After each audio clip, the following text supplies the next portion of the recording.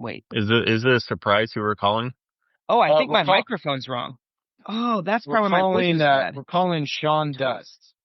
So, brother. Oh, nice. Okay, good. Brother. Wait, hasn't he done it before? Did he?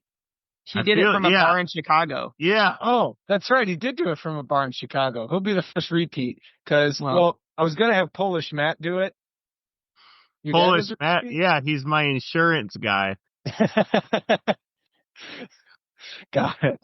Well, I was going to have Polish Matt on, but he's, he has child duty tonight. So Sean Dust will volunteer. So, let me get you the number. 312. Hello. Sean, are you in a bar in Chicago again? Oh, I forgot. I can come on. I'm not far away. Yeah, I can go there. Go to the Holiday Club. I was going to say, quick, find a bar so we can be introduced from somewhere. And at the bar, shout real loud like it's a big deal. Be like, come on, the speech guys. Hey, we got the speech guys here. I'm just glad we can finally hear you this time. Is this pretty crisp? Oh, this is very crisp. It's like you're inside my studio. How you guys been doing? Hey, we run the conversation here. How have you been doing? Pretty good. Can't complain. Matt, why do we have Sean on tonight? So, Sean, have you heard of Alexander Solzhenitsyn?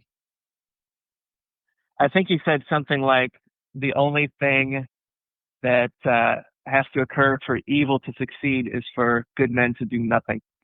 Did you look that up right before we called you? I did not. I could be wrong. I might be remembering somebody else, but I thought that was him.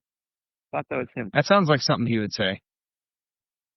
Sean, what was the episode you hosted last for us? Or you introduced? I believe it was The Great Divorce. Ah, that sounds right. The Abolition of Man. Well, yeah. So one of the C.S. Lewis books, The Lion, the Witch, and the Wardrobe, maybe. So that quote is the extent of your Solzhenitsyn knowledge? Well, I'm looking him up here. Let's see. Yes, off the top of my head, yeah. Okay. Cool. So, go ahead, Mike. Can I add something? So, we're still in the Speeches by Prisoners series, all right? While you likely haven't been to prison, can you share some anecdote of when perhaps you've been grounded most severely? Grounded most severely? Yeah, grounded, like by your mom or dad. Oh, grounded? Gosh, that was a good or kid. I don't just think the I got worst. grounded that much. What is the worst trouble you've been in? Have you been reprimanded by the law? By the mayor? Yeah, I had to hand over my license registration a few times. Did you give a epic speech? What about perhaps? So this is the Harvard commencement speech in 1978. What about a commencement speech that you recall that you witnessed? Perhaps Matt Damon came to your local community college. Oh my goodness. So shoot, I actually skipped my commencement. Sorry. I wish I had better news. Okay. You're really not giving us much to work here. You came up with a quote that sounds like something Winston Churchill said, probably. You've never been in any sort of exile or incarceration. What good We're are you? struggling. We're really struggling. You don't even... Matt, do something with this character you brought on the show. I'm struggling to work my magic. All right. Don't Solzhenitsyn yourself, Mike, all right? We're going to do that here in a little bit. So Alexander Solzhenitsyn, while a Russian, he's very anti-communist, but he's also got some scathing reviews for Western civilization. What is your favorite part about communism and your least favorite part about Western civilization? Someone tells you what to do, I think, right? You just don't have to make choices. They're like, hey, you're going to go be this or that. See, worst part about Western civilization. Well,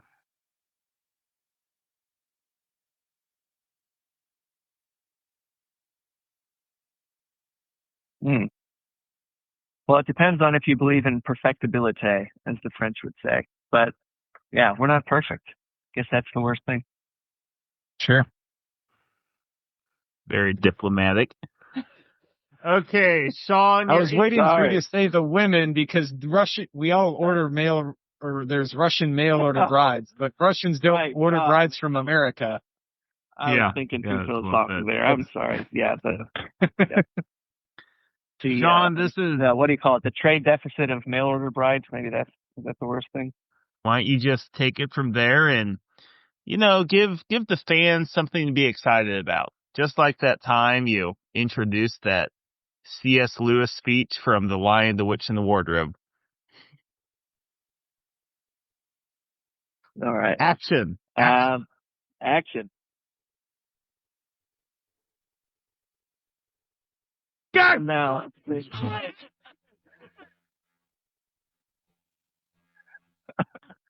Speech Guys, episode 42. The Speech Guys, episode 42, presenting Alexander Solzhenitsyn's speeches from prison. Yeah. Okay, that's something about like that. Hey, Sean, we appreciate the effort. We call back anytime. We'll see you in 16 episodes. Hey, let's cue the music.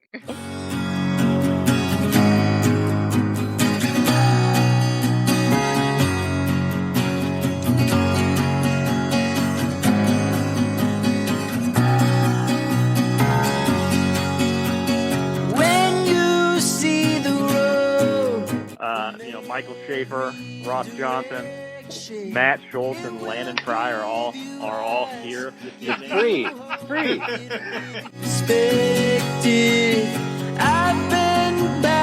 I'm just gonna say it. I've been thinking it for 10 minutes. I don't want a podcast scared. Oh yeah. Now I've seen the road. Pregnancy is a beautiful thing. Pregnancy is a gift. There are stories to tell. What kind of paint sticks to asteroids? Like, if you don't prime your wall. Afraid some days, but the road will lead us to a better place. We are called to emerge from that default setting of self-involvement.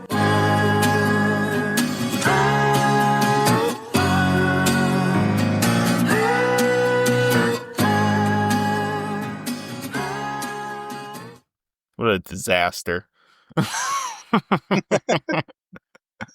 Just to clarify, that quote is often attributed to one Edmund Burke. However, it can't be found in any of his writings. I don't think Alex is the one that said it. Matt, what do we got going on tonight? We got the Alex speech. What's the story with Alexander here?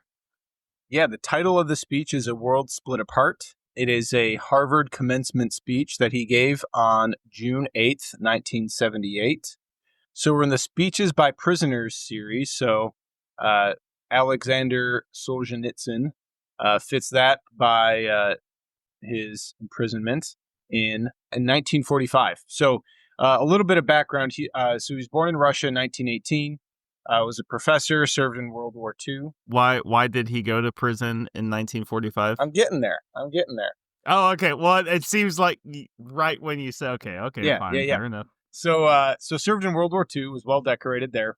In 1945, he was arrested for criticizing Stalin in personal correspondence, and was sentenced to an 8 years in work, like a Russian work camp thing. Throughout that, he was in prison, and then had an internal Russian exile. So they sent him to just some remote part of Russia.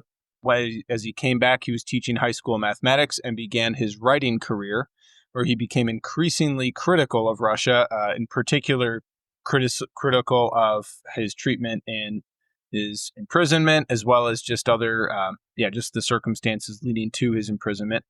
In 1974, he was arrested again stripped of his Russian citizenship, and he was exiled to West Germany. From there, he kind of bounced around for a couple towns in Europe and ended up living in Vermont in the United States for, I think, 14 years or so. Eventually, he was able to return to Russia, where he died in 2008.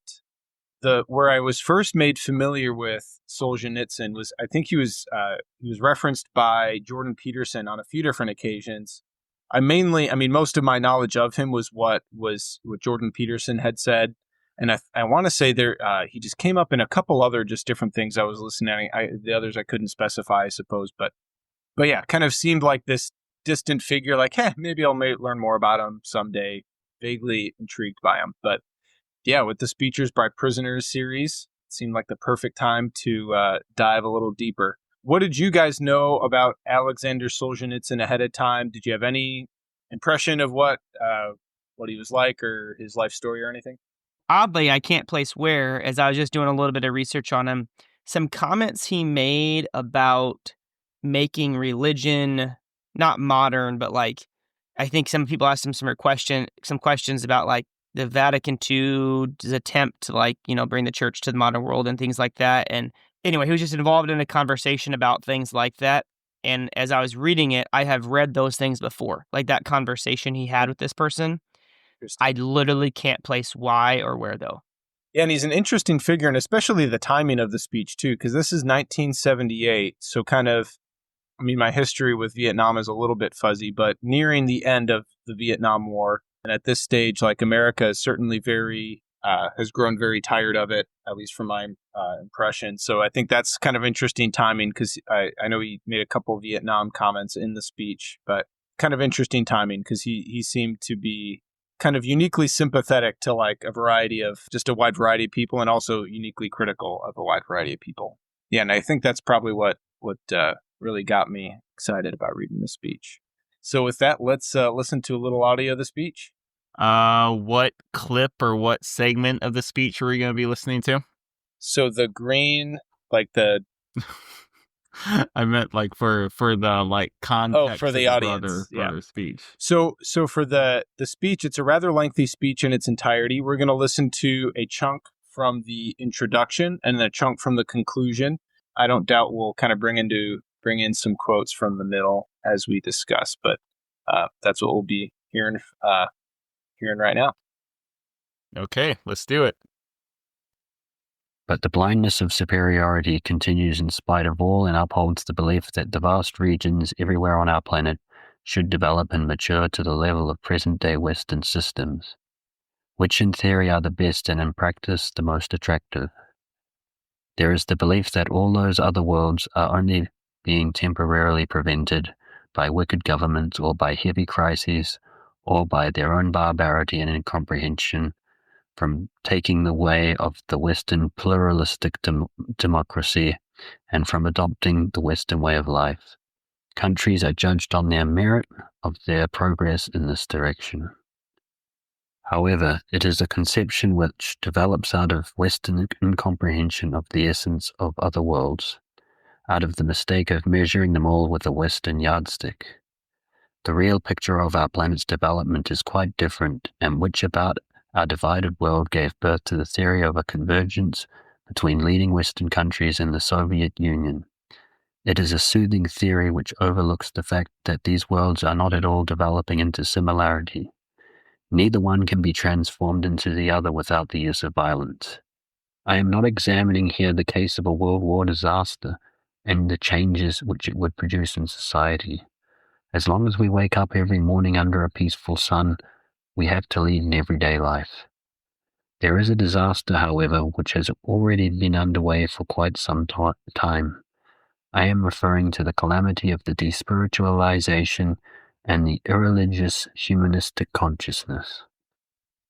To such consciousness, man is the touchstone in judging everything on earth. Imperfect man who is never free of pride, self-interest, envy, vanity, and dozens of other defects. We are now experiencing the consequences of mistakes which had not been noticed at the beginning of the journey. On the way from the Renaissance to our day, we have enriched our experience, but we have lost the concept of supreme, complete entity, which used to restrain our passions and our irresponsibility. We have placed too much hope in political and social reforms, only to find out that we were being deprived of our most precious possession, our spiritual life. In the East, it is destroyed by the dealings and machinations of the ruling party. In the West, commercial interests suffocate it. This is the real crisis. The split in the world is less terrible. The split in the world is less terrible than the similarity of the disease plaguing its main sections.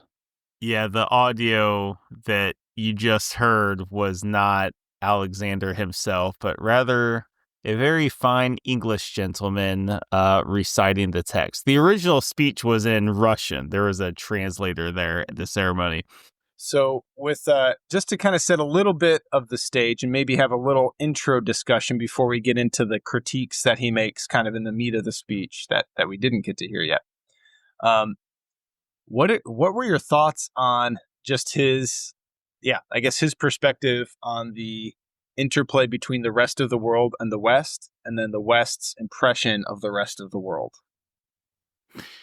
Well, I think that what's sort of on point there, we're visualizing in a global Easterner, right, who is on this fairly prominent Western stage, right, where you're sending off these Harvard grads to be some of the nation's best, or one maybe a better word is most productive, lawyers and doctors, whatever else they do at Harvard, write books. If I were a graduate sitting there, I'd be like, what the hell was that speech that just happened? Yeah. Because there is virtually, and this was one of the critiques of it that I was reading in the New York Times obituary. He died in 2009 or something like that. That it just rails on the West.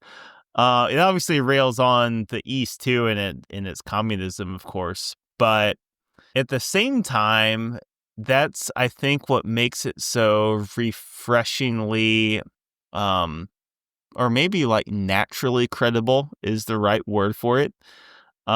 Is the very fact that like he doesn't care about making friends. Like that was also one of the critiques, is that even once he went back to Russia in 1994, like everyone hated him. Like Russian nationalists and people in the West obviously thought he was just rude, and yeah, he had no friends. He just said what he felt was right, and it makes finding what resonates with you more authentic is maybe the right word for it. He's clearly someone, or seemingly someone, who's not doing this just for a power hit. He was actually offered or strongly suggested to like run for president in Russia once it became a democracy, but he refused. So yeah, just think about this speech. So I listened to it. I listened to him give it with like the translator present. I just kind of wanted to hear his voice. It was a little bit tricky at times, just with, him saying it in Russian and then the translator, and it kind of just the timing and stuff. I see, like, so someone could critique like, hey, you're giving a commencement speech to Harvard, spending, all this time just pointing out the railing on the West. But at the same time, like, I don't know, I feel like in another sense, it's like, and maybe not that specific day, because people are probably just ready to graduate and have fun and stuff, but like you're kind of talking to these people that realistically are going to have, good jobs and be influential people. Just, they're educated at Harvard, so that's going to be helpful, So like, I feel like there's something to the sense of like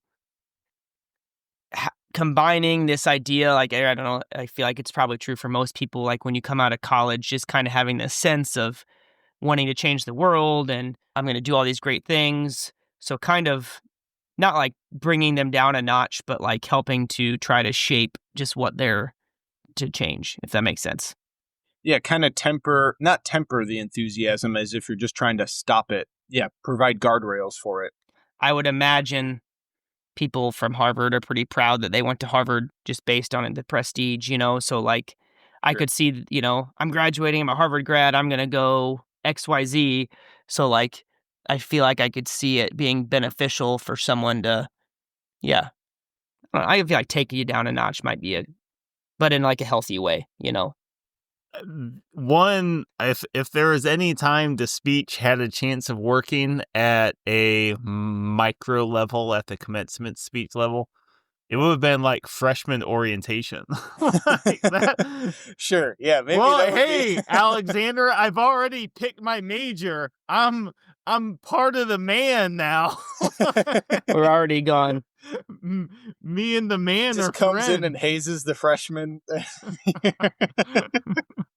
I feel like there's a funny SNL skit there. Alexander Solzhenitsyn's freshman hazing camp or something. But yeah, and I think it is, at least in the intro and the conclusion that we read, and because those are the,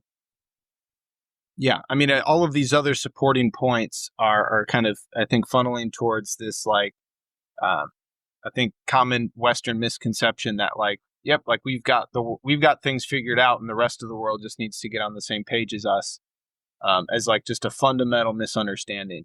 There was a different poll I think I found in prep for, I want to say it was, I couldn't find it in the outline, but I want to say it was for the Jimmy Carter episode.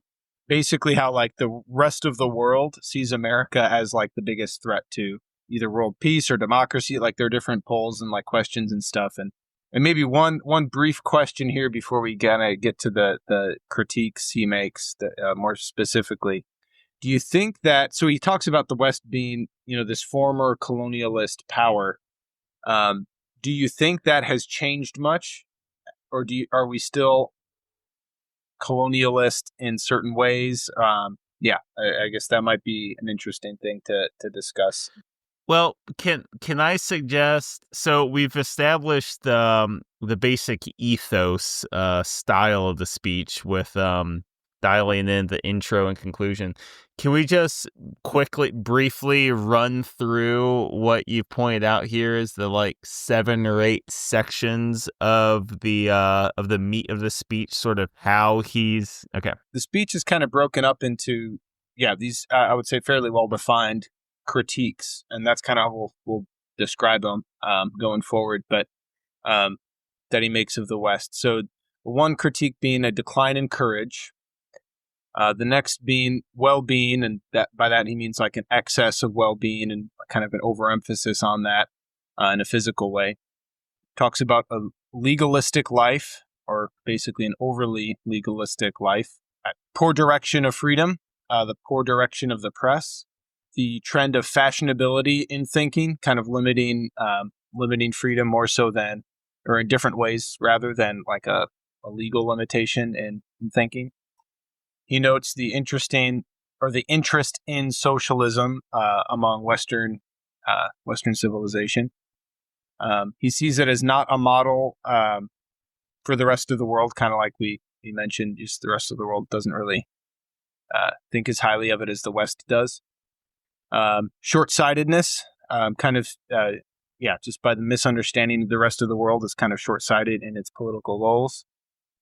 He sees a loss of the will, or a loss of like a desire to maintain Western, like the tenets of Western civilization. He sees humanism as inherently problematic. And then he foretells an unexpected kinship or kind of similarities between the Western civilization and communism, actually, that might end up, they're more similar than they think. So they might end up, kind of working against each other or against themselves in different ways. So that's kind of a foretaste of the meat of the speech. Okay, so just so the audience knows the direction we're going, I think we're going to dial into several of those and kind of consider whether those are valid critiques or how true they are 40 years later. Okay, your initial question, Western colonialism. Yeah. So, what is the West any less colonialist today? He kind of speaks it in the past tense as if the West has stopped being colonialist. But then he also makes critiques about the West kind of assuming everyone wants to be like it. So, yeah, I guess what are your thoughts on that dynamic? Is the West any less colonialist now than its overtly colonialist past? I want to ask, like, what specifically is he referencing, like, with the past? Like, I don't know, I just thought, like, if we're gonna give a good comparison, but I think kind of an overall point is, I think with most countries the West in general, not just the United States, but or you could say the United States, the sense of, colonialism would be less, and that, like, countries aren't literally, like, not to the extent, maybe some countries might try, but, like, there's not the same sense of, "Oh, I'm just gonna go claim this land and stake the flag, and it's ours now." I would say there's probably still a sense of the West trying to wield, and, like, America trying to wield a lot of influence in how different countries operate, whether it's by, and you could argue whether it's good or bad, that's kind of a different discussion, but whether it's by military intervention after the 9/11 attacks, obviously Iraq is one thing, but, like, with Afghanistan, taking away the Taliban and, like, that whole thing that's happened now, and they're back in power, and just, like, so kind of militarily trying to intervene, removing leaders, dictators, whatever. And then there's also, I think, just, like, the monetary idea of, I mean, I know there's been instances of the United States withholding or not wanting to give as much foreign aid to countries that don't necessarily adhere to the same social beliefs that we do. Yeah, so I feel like they're definitely still trying to wield a lot of influence, kind of coming from a standpoint of, we think we have the better way of doing things. But comparing it to the past, and again, without knowing exactly, I guess, what we're talking, like, what specific instance we're talking about, it does seem like it's just different. I think that the term colonialism it's one of those catchy words that a lot of people use, make themselves sound more intelligent than they might be, and or to sort of cast a particularly dark cloud over American history, or just any Western country's history for that matter. But to be as faithful to the nature of the question as possible, I sort of want to dial in a definition of a colony, or establishing a colony, that would seem reasonable to us. In my mind, like, a colony is ordered specifically to, as sort of like an extension of the establishing country, in order to, at its core, extract some sort of natural resource. I think that's the simplest term, right? Okay. To sort of extend that analogy, can there be other types of colonies or colonization, establishing colonies, or are we just sort of making up a different word that sort of, like, or a different idea that sort of tastes the same as the original word? Yeah. No, I think that's a good way of describing that. I don't necessarily want to get super bogged down in that sort of vocabulary, but there is maybe something to that, because, of course, okay, so we'll sort of set that aside. Maybe if we have some epiphany a little bit later, we can come back to that. Yeah. But, of course, you had mentioned in notes, that colonization of Western ideologies, Western social and political thought, which at the majority, at seemingly the strongest level, it tends to be those, and you could probably just say it's the doctrine of the United Nations, which, has a certain sensibility towards, and these will be moral neutral for now on these values, but certain sensibilities towards, climate change, resolving starvation among, in impoverished nations, diminishing any sort of sexual or reproductive restrictions in any sort of way.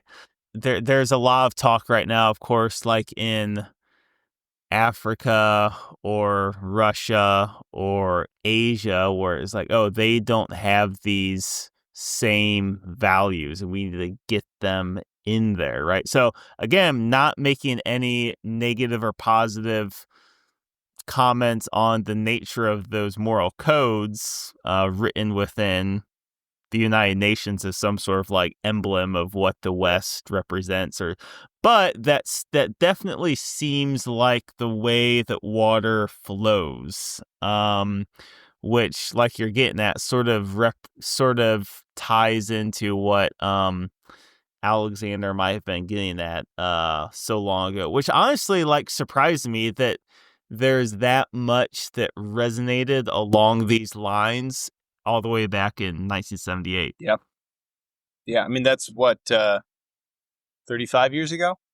No, 55 years ago. I'm sorry, 55 years ago. No, like 45 years ago, you dunce. 200 years ago. 2 million years. But yeah, so 45 on the dot years ago. Because I think that one of my favorite things that you just said was just the idea of colony as just like the flavor of colonization, which is just like, ooh, that's not good. That's not nice. That's, versus like the true like phenomena of it. I think are two different things, but we'll table that a little bit and kind of push forward. All right. So first kind of cross-section question. Which of the critiques that Solzhenitsyn makes is the most accurate for the world today? We'll kind of do a round robin and then argue with each other. So, Ross, which section or which critique is the most accurate? I honestly think, so I'm trying to scroll up really quickly just to make sure I can speak to some of the things he spoke about. I think the idea of well-being. So in the section on well-being, I feel like that just seems to hit the nail on the head as far as and I'm just picturing the United States of America today. When the modern Western states were being formed, it was proclaimed as a principle that governments are meant to serve man and that man lives in order to be free and pursue happiness. Cool. And then he talks about later the constant desire to have still more things and a still better life, and the struggle to this end imprint many Western faces with worry and even depression, though it is customary to carefully conceal such feelings.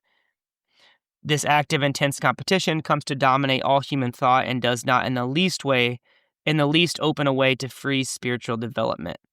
So I just kind of feel like this idea that even though we seem to be filling ourselves with everything, with comfort, with material goods, with wealth, with ease, with all of those things, that isn't necessarily the fulfillment for like our human well-being. I feel like that seems has come to fruition in the United States of America today. All right, Mike, what's yours? The most accurate. I had marked that one down, but I also feel pretty strongly about the direction of freedom issue. My opening statement here, I'm reminded of something that sort of stuck out to me when I was teaching high school theology, and the beginning, I remember a chapter of the social justice textbook. I don't necessarily know what canonical document first presented this particular language. Actually, it might have been Pope Leo, maybe, since he was the one who sort of started all this or articulated it this way. But it was the notion of rights and responsibilities, that there's this like this yin yang relationship between these two things, and you can only understand one in light of the other. I mean, it made a certain amount of sense then, just sort of reviewing that and thinking about it. But I think it's sort of the way that Alexander presents it here, sort of in with a little bit more life experience since those few years ago, it sort of reigns a little bit more clearly as freedom of agency in a sense, which is a certain coupling with rights.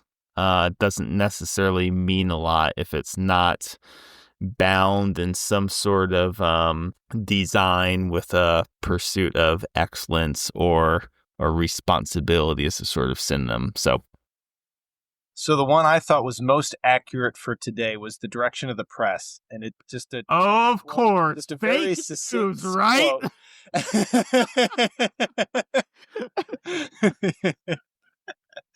So a succinct quote I think captures a lot of today. This is a quote from our boy Solzhenitsyn. Hastiness and superficiality. These are the psychic diseases of the 20th century. And more than anywhere else, this is manifested in the press. No, I think that just pretty much describes our modern news situation. And a couple things about, so Ross, you mentioned well-being. I almost listed that as the one that I thought had the most grounds for pushback. I was close. I ended up choosing something different. Wait, like pushback against it, or the fact that I... I guess maybe a spoiler alert. The next question is, which critique are you most likely, or do you think there's the most pushback for? Which do you not feel is a fair criticism? Okay. One, because well-being in and of itself isn't bad. And as much as you can certainly lose your sense of spiritual well-being in the midst of material well-being, it's certainly not inherent that happened. Kind of an interesting story I had heard about Cardinal George.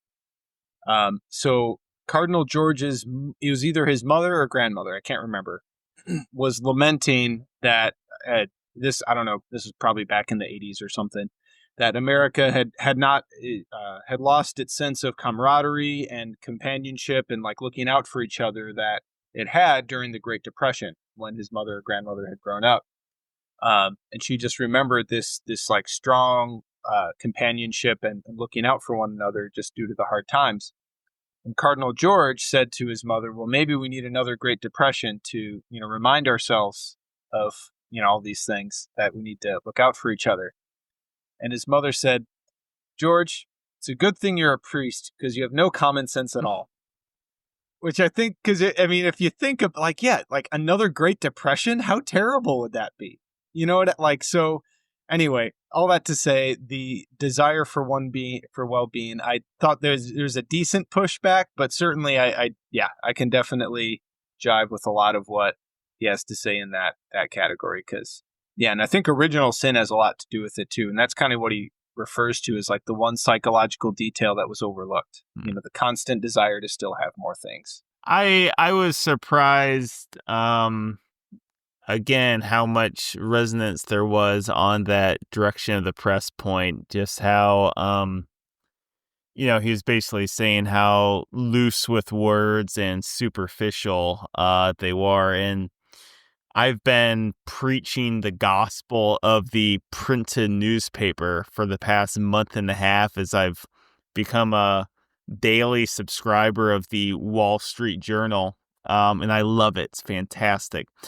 And like in my like, contrasting printed news with the nonsense that's mostly on the internet, like I had this idea that basically what Alexander is saying here is like, oh, of course that kind of language would apply to internet online news, but the printed newspaper back then, like, it was all legit, blah blah blah. So that was interesting. And I think that it probably, if I were to sort of distill an interesting takeaway from that point, that the internet didn't necessarily make up this kind of behavior. It's not like it did not exist before, but it does make more ubiquitous and ever present this kind of shifty behavior on the part of journalism that is, not tied toward truth, but selling newspapers or getting their name in the headlines or something, which, of course, in a certain level of empathy is maybe the right words. Like, I mean, lawyers do that too. Sometimes good lawyers pursue truth in their cases, and then other times it's just about what they can win, or not. There, on one of your questions was basically how good of news consumers are we? How diverse of a spectrum of media types do we consume? And one of the radio shows I listen to, KMOX, which I also try to evangelize, is on AM, save AM. Hey, everyone, text your senators. Is AM radio going to go or something? Yeah, their car makers are complaining because it has issues with electric motors, I think. It sounds like there's a workaround, but it's just more expensive. One of the bits, it's a mix of talk radio, but also actual St. Louis and Missouri and Southern Illinois journalism. But one of the complaints of the commentators on the show, which is a mix of center right and center left journalists and commentators, is how everyone, especially people on the right, are all about the media. It's so left when, particularly people on the shows, like, they're definitely not Fox News and they're definitely not NPR, and it does a certain discrediting to their work, their very work that attempts to be at this high level of integrity when, it's not all this. Just like I would imagine it would upset this lawyer who is just busting their gut to serve people who can't afford them, and then you have some just thoughtless butt who says something like, "Oh, all lawyers, blah blah blah," something like that. So a little bit of a ramble, but I'll answer Matt's question too. I did have a thought on the well-being thing, but I think we're just too far gone, so we'll put that in the post-show rebuttals, and people can listen to that if they want. But the speech guys are anti-self-help. Suck it up. But I think something that's interesting on the press thing, and again, and maybe I just had this thought, so I didn't really have time to research it because I literally just thought of it. I feel like when I heard that and him talk about that, I was picturing all of these things of today, and just this, when people would think of media and, twists and trying to get your point across, but it probably would have been different, like in 1978. It's like what he's attacking might not be the same thing that I'm picturing, if that makes sense. So, like, I feel like today you can get your news from anywhere. It's not just probably a few major newspapers and news outlets. So I feel like for some reason when I heard that, my mind just immediately went to today's world and how messed up it is. But I guess I didn't give a ton of thought to what he was specifically speaking of back in 1978. I do think it's interesting. I recently saw something our friends over at the Art of Manliness gave an article on being, I think it said like a ruthless editor or something like that. A long time ago, there were editors for these newspapers, so they were able to pretty strictly, if they wanted, pick what news is getting out there. But you're hoping that they're doing a good job. Where today, in like you have unlimited options, not only for posting thoughts and beliefs, but then in reading them and stuff, how important it is just to be a ruthless editor in the sense of making sure what you're consuming is actually, of a certain quality. Yeah, I think it would have looked different, but I think the fundamental mechanics are, identical in that the news is dictated by sales. And as much as we tout like this freedom in America, it's like, well, if the news entities, whether it's the 1978 5, news stations and your local paper, or the modern like million websites with a million different perspectives on things. Like the thing is that the underlying principle is the same in that like whatever's going to get clicks or money is going to get produced, and like everything else is going to kind of fall out, even if it's high quality, so I think it's kind of fundamentally asks the question, like, is money and attention like the best mechanism to get like quality news? Whereas like in America, like we would like look down upon like a government run news station, and I think there's definite like problems with that, or like that certainly could be rife with corruption if the government is in charge of its own of the news. But yeah, it's not like the alternative is is like problem free either. Well, let's move forward, because we might circle back to some of these topics regardless with the next question. But we'll push forward a little bit here. Which critique would you provide the most pushback against, or which is not a fair criticism in your eyes? I might jump in just to get it rolling here. So the one I would push back against most is the legalistic life section. I think there are a lot of valid claims that he makes that, just a society that has, this is a quote of his. So a society with no other scale but the legal one is also less than worthy of man.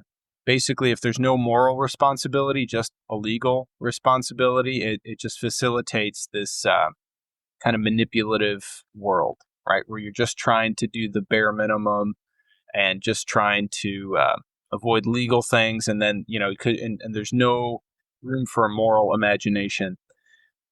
And also kind of later on, not in the legalistic life section, but later on in the speech, he talks about just legalistic thinking.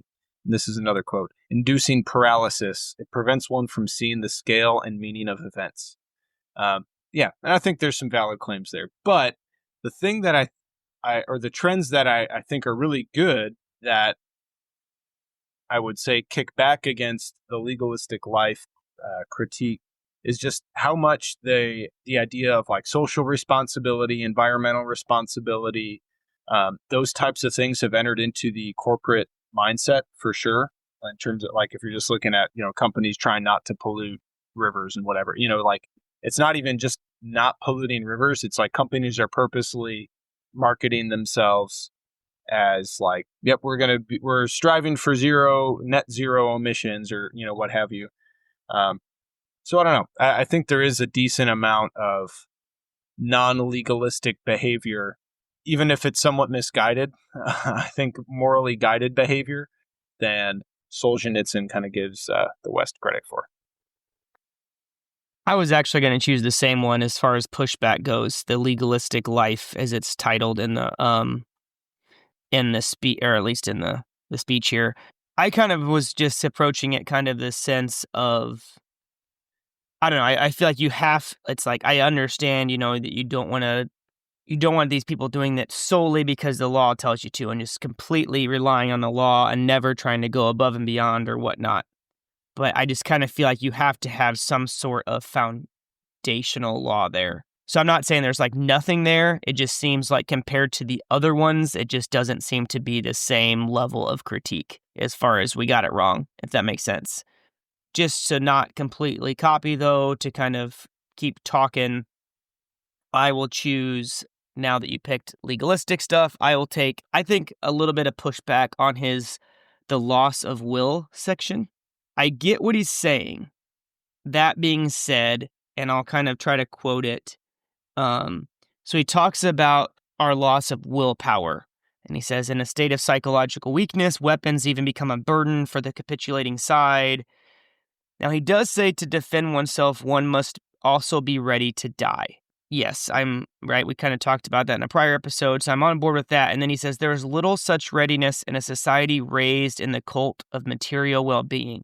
I see what he's saying, and I kind of get the idea that, I don't remember, I've heard this somewhere, maybe we referenced it, right? Like, good times produce weak men, bad times produce strong men, kind of that idea. if I just kind of feel like if the need arose, I think we could be shook out of our comfortable complacency, maybe more than he gives us credit for there. But again, not like disagreeing with everything he's saying as far as kind of the route that it will go or the order it's going to happen in. But I think I give us a little more credit than that. I think that the war in Ukraine has sort of been actually an inspiring example of that, right? Because in many ways, Ukraine is similar. Your 20 or 18-year-old Ukrainian is fairly similar to an 18 or 20-year-old here. Probably likes watching more TV than they should and eating crap and blah, blah. But clearly they were forced to, take up arms in this pretty physical war going on. And it's like, man, holy smokes, like they're taking real risks with their lives in order to defend their country and et cetera, et cetera. It's like, yeah, like Ross is saying, it's striking and surprising how easily those very core values, core impetuses within us can be called CULLED back up to the surface. My critiques of his critiques. The critiques of his critiques. I didn't study for this one so much. Just let it go. Yeah, no, I think I think we talked about things like that. Yeah, things we provide pushback for. My critique is the same as what came up in his obituary. But at the same time, it's like, man, we're talking about this speech. It's like, what are you talking about? His obituary? I don't know if it was just something I looked at. New York Times wrote a fairly lengthy obituary, when he died. And just one of the things, like I'd mentioned before, was like, dude, know your audience for this commencement speech. Like, it just does not work or fit. But yeah, the point is saying is that we're talking about now. And I'm sure that most every Harvard graduate, in all reality is still talking. And who knows, there could be a handful of people in that class who did whatever they were graduate degree to do. And then 10 or 15 years later, they remembered what Alexander had said and like, man, I need to change my course. I used to be a lawyer who just chased ambulances, but now I'm going to, be a lawyer for the little guy. That's believable. So some interesting tidbits on that. Are you critiquing his critique or are you agreeing with him then? I'm not speaking I'm just speaking in broad ways about why would you give this speech to college graduates? Sure. Something. But since I don't know if this will have any other spot, I'll share this little tidbit. Apparently, when he lived in Vermont for 17 years, like he pretty much never left his property. He had like one set of neighbors he would talk to who were like also Russian, and apparently on the evening before he left, he said something like, yeah, maybe I should have gotten to know my neighbors, but then I wouldn't have had all the time to write all this stuff. And interesting. Oh well. I'll offer one more short critique as well. And this isn't of one of his specific points, but I feel like of something he said that kind of has a little bit of an overarching feel through the speech. 200 or even 50 years ago, it would have seemed quite impossible in America that an individual be granted boundless freedom with no purpose simply for the satisfaction of his whims. So he's kind of comparing America today to the America of the past and how it's changed, obviously, and in his opinion, kind of gone down this path of, not the best way. I feel like he maybe gave a little bit too much. Maybe it is still a critique, but I feel like he gave it a little too much, I don't know if weight's the right word or praise, but Too much credit to much credit to the America or past. something, I feel like or too much nostalgia? too much nostalgia and credit to the past. I'm just not convinced that what I think I agreed with the most was some of his like the root cause arguments. I liked those a lot, but I feel like for people, I think a lot of times the people are probably similar. It's more the environment that's going to dictate how you act. Kind of like you said, like the Ukraine people our age in Ukraine probably weren't 15 years ago. I don't think we would have looked at them and said, "Oh wow, look at the." Maybe I don't know many people from Ukraine, but you get my point. I think. But the circumstances they were placed in kind of forced them to rise to the occasion in a certain sense. Yeah. Yeah, and I think there's because he brings into a few like timeless topics about like he doesn't. I don't know if he uses the term original sin, but like he basically talks all around it. This fundamental flawedness of humanity and like how humanism is kind of like if you're going to worship the human person or the human being and the human beings are flawed, you're worshiping something that's flawed. Like, what do you think is going to come from that? More flaws, So he talks all around that concept. But yeah, then he also kind of has this nostalgia as if that wasn't the case in the past. So like, I kind of get that.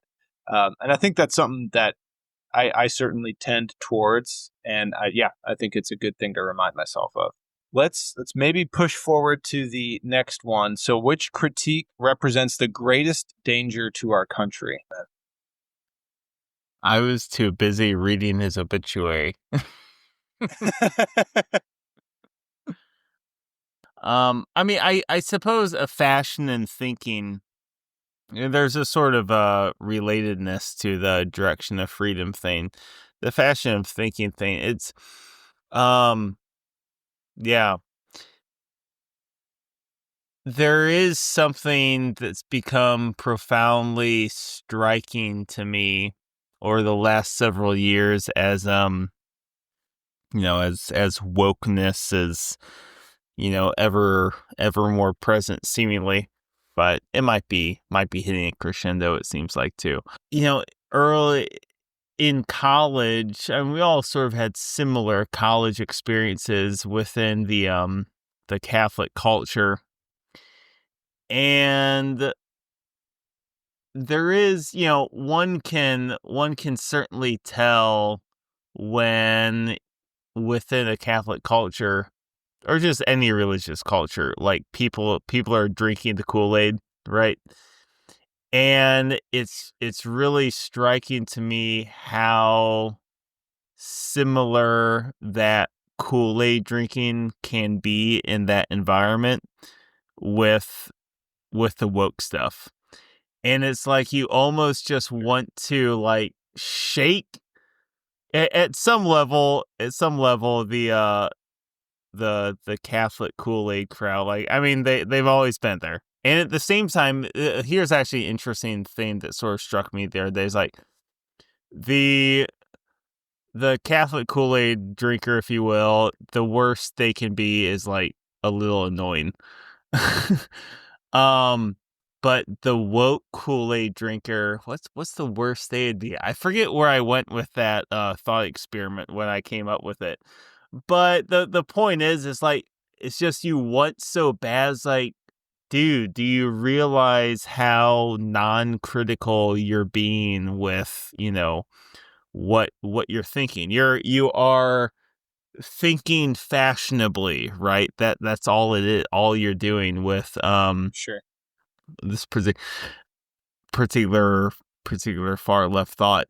I need a little. Sorry, just give me more specific when you said like Catholic Kool-Aid drinker. Like, what are you talking about? Talking about you, Ross. I mean, I think that the whole idea that like what's a Kool-Aid drinker at heart? A Kool-Aid drinker is someone who maybe doesn't like who's maybe quick to jump on and quick to jump off of things, right? So they're kind of quick to jump on and kind of like, oh yeah, Catholic stuff, yeah, like this quote by JP2 is really great, it's changed my life, and then this other quote like 2 weeks later changed my life again, and This, and this, I guess more of like a superficial taking in of like Catholic things, right? As opposed to like a more sober, and like, substantial, like taking in of things. You probably don't want to get too bogged down this thing, but at the same time, it does feel a little bit. Not that seems like completely off, but it does feel a little bit cheap to reduce it to just liking JP2 quotes a lot. Okay, we'll just leave it at that. Okay, onward. Apparently Catholics are drinking straight whiskey and no Kool-Aid. Well, yeah. Well, so I guess the section I thought was, or the critique I thought presented the greatest danger was the unexpected kinship section, when he talks about sort of this almost like a plot twist, between the similarities of humanism and communism, which is the world he was exiled from. And I think just take into mind like these similarities, right, between like our modern Western civilization and communism. So one, freedom from religious responsibility, or just religion at large, is one. Two, concentration on social structures with an allegedly scientific approach. Three, rhetoric and revolving around earthly happiness and just maintaining our state of life here on earth. And then four, emphasis on materialism and social reforms. And I think this, because obviously communism as it was presented in like the 40s when he was criticizing Stalin and got in prison, right? Like I think that obviously like America is a far cry from that, right? Like there are plenty of people critiquing Joe Biden and not getting arrested for it. Right. Like it's and same thing with Donald Trump, and same thing with any president in the last whatever, like it's we're a very far cry from that. So I don't this isn't like alarmist. I'm not trying to act as alarmist, but I think there are some alarming trends in Europe in that, and even in Canada in terms of like certain laws about just like very restrictive of free speech, to that. Like if you were to misgender someone in England, like you could be arrested. Like if you were to, I think in Canada there have been several people arrested for for putting some opposition between like their children's like transgender treatments and stuff. Yeah, I think there are definite reasons to be alarmed for like just weird things like that. But I think to get to the core of it is like Alexander Solzhenitsyn, I think, hits it on the head when he talks about materialism as like the underlying thing. And by materialism, I don't think he just means like shopping a lot and like buying things, not like the common interpretation, more like a philosophical materialism, where it's like the only thing that actually matters is material situations or material well-being. And just as much as communism tries to remedy that, capitalism also just tries to remedy that, to the exclusion at times of the spiritual nature of man, and to the exclusion of like this anthropology that I think requires you to involve more than just like material circumstances. And like along with that kind of come the other things like avoid, freedom from religion or religious responsibility. If you have a true anthropology of man as like soul and, body and soul, you're going to have some sort of religious room for that. You're going to make room for that. If you have that anthropology right in terms of body and soul, you're not just going to concentrate on social structures. You're going to like acknowledge that like this human being has a really cool dynamic and ability to choose something and choose to do something great. And when you like cut all of that down and reduce it to these kind of like mechanical things that just happen for no reason, or for just material reasons, Like, gosh, it's like cutting off both of your legs and then wondering why you're not running, I was going to say the most dangerous was like his idea on humanism and its consequences, which obviously feeds in then to the unexpected kinship section of the speech. Kind of for the same reason. I feel like the others seem to be pretty like practical. Hey, this happened and it's a critique of the place, but it seems like that one, there's something just different about it in the sense of it's kind of the cause of these other ones. So, right, when he talks that section in the speech, he says, how has this unfavorable relation of forces come about? How did the West decline from its triumphal march to its present debility? And then he, skipping several parts, says, this means the mistake must be at the root, at the very foundation of thought in modern times. So I kind of feel like this idea of trying to take away the spiritual and look solely at the human is going to lead to all of these other problems, which, like you said, is going to end up in materialism. And so, like, I don't think we got to a different place necessarily, but for me, that seems to be like just reading through the speech, almost like a little bit of a switch, as opposed to it wasn't necessarily so much on this is this thing that I'm pointing out in the society that's bad, but like this is why it got there.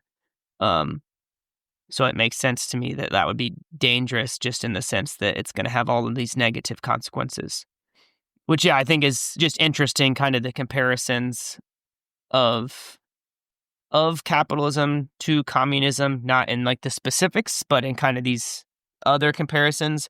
Because I kind of think something from that too was interesting from the speech as a whole, something I just feel like I kind of liked, and I feel like it maybe is a sign that he's getting a lot of true things, is I feel like this speech would make most people uncomfortable.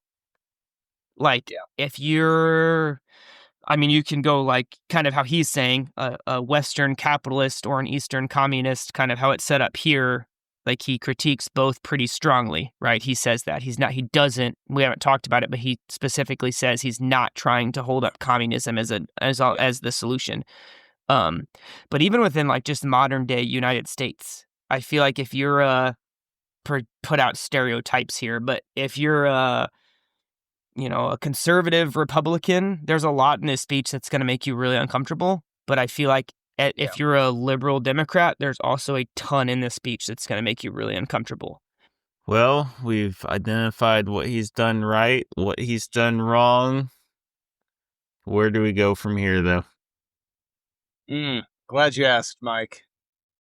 What final bell question? Can I ask one question before the final bell? Ooh. Yeah. Do it. Sorry, I don't want to draw us out too long, but I feel like there's something then, like, talked about the past, talked about the 70s, talked about the present, like looking to the future. It seems like I think a lot of people today recognize a lot of the faults he's talking about, right? There seems to be kind of a generation that is trying to oppose this, get as much money as you can, get as much power as you can, have the nice domestic big house and a nice fancy neighbor. Like, it seems like there's a kind of a large part of maybe even our generation and then younger as well that is kind of saying no to all of that. But it seems like, and not to try to speak for people when they're not present, but I feel like a lot of people have a problem then knowing what to say yes to. So I feel like there is a renewed interest in quote unquote spirituality. Like, I feel like, but young people, and it's kind of the new, I would say Kool-Aid, honestly, but a new way of thinking is just, they recognize the need for that, but people are uncomfortable to let Christianity fill the void, if that makes sense. So I can picture people, our age or younger, young adults, college kids that definitely say no to this kind of unrestricted capitalism and materialism. And are almost afraid to say yes to, Christianity. So there's interest in Eastern religions and I know the yoga thing, some people have it just because of its kind of the physical traits too, but even like an interest in Jordan Peterson, who kind of is able to elicit some of these thoughts, right? He talks about that, like the meaning of like how we need responsibility. It like kind of, I feel like that's kind of tied into this idea of, freedom for what? Not just unrestricted freedom, but for responsibility. So I don't know, I feel like people seem to be searching. They recognize the negative consequences of these thoughts, but haven't seemed to. There just seems to be kind of a grasping at what can replace or can fill those problems. Well, without going too long down this question, but to mention something that briefly came up, I mean, I think that there's a tendency, it feels like, to reject Christianity as an option for one's personal beliefs in lieu of some sort of non-binding amalgam of Eastern religions, because of one, just the reference made to that non-binding, because it's like, I remember actually Matt Fred says something about like this when he was dabbling in like Buddhism or something. It's like the sentiments are so vague that you can just make them mean whatever you want. And that's not necessarily to say that that's what the Buddhism is, just vague, but at least in the way that it's instantiated for your average white yokel, compared to what's Christianity. I see this Catholic church down there. There's a priest, and they've got these parish dinners sometimes, and right, it's very clear like what at least makes a trying Christian, right? And if you're doing it well or not, versus something vague and ambiguous where no one's going to tell you. Like, you can just tell your aunt and uncle at Easter, oh, I'm Buddhist now. And they'll be like, oh, that's great. And no one actually even knows what that means. You can just forget about it, 2 years later. Sure. But the other thing as well, that I think there's that reticence to take on the personal responsibility of Christianity is that, and this sort of ties what Alexander mentions, because there's a history there, right? Because Christianity, especially in the West, has been such a prominent influence, directly in good ways and some ancillary negative ways, right? And in contrast with, Buddhism doesn't have a history here, right? So it's like there isn't that sense of negativity towards it, even though it has its own history somewhere else. I think it's time for the final bell. Ding, ding, ding, ding, ding. 15. One more round. There's no stopping this now. This is our round.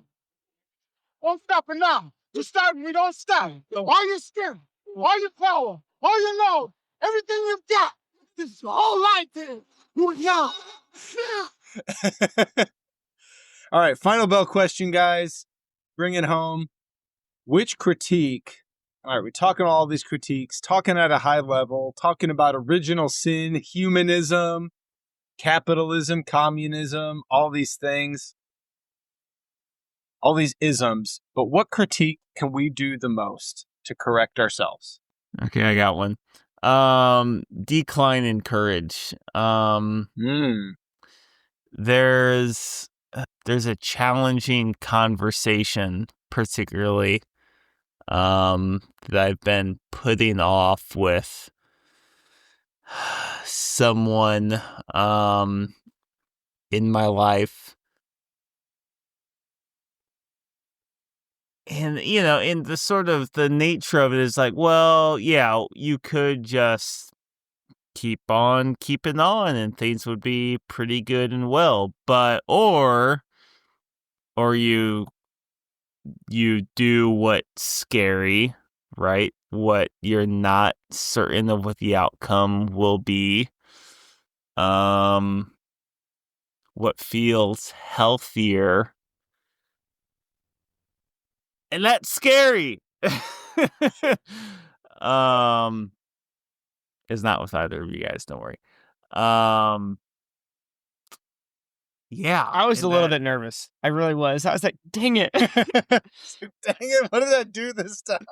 It's just we want so much to just be comfortable, and it's amazing the amount of weight that we will choose to tolerate in the spirit of that,